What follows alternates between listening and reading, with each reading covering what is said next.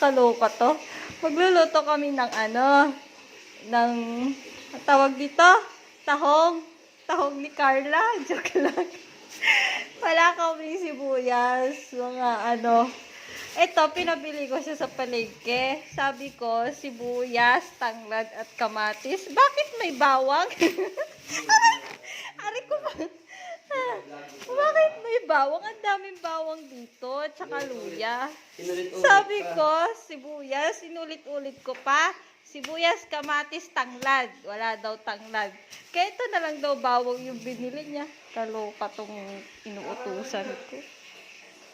Maya-maya lang, maliligo muna yung magluluto.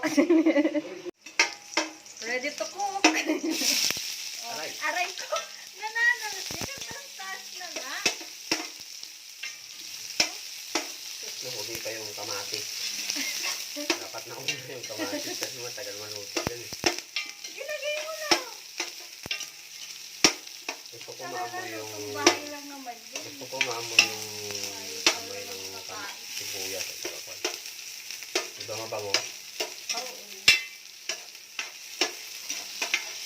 O yung bawang iha, mamaya yung luya, mamaya na yung ilagay pag may sabaw na. Saikid ka ba? Hindi ba magkakasama naman yan naging isa? Hindi. Okay. Bago maluto yung ko.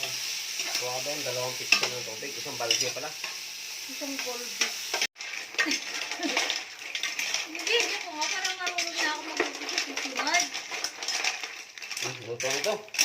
Ginagad. Lagay mo yung tubig. Lagay mo yung Hindi tubig. lagay mo.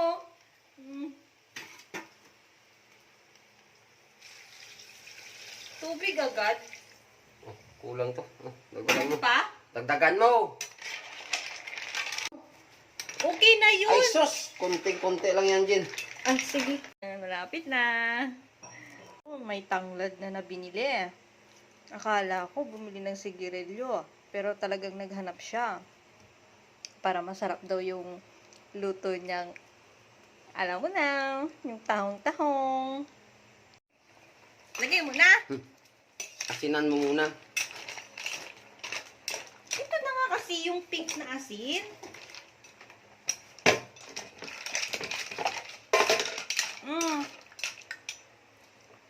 Maalat Ilan? ba to? 10? Maalat ba to? 10 kutsara. Sige, dagdagan mo pa. 3. Sobrang dami ito. Baka sobrang alat Hindi yan ito. maalat. 3 ah. Baka maalat to, Jin, ha? Hindi nga maalat, tikman mo.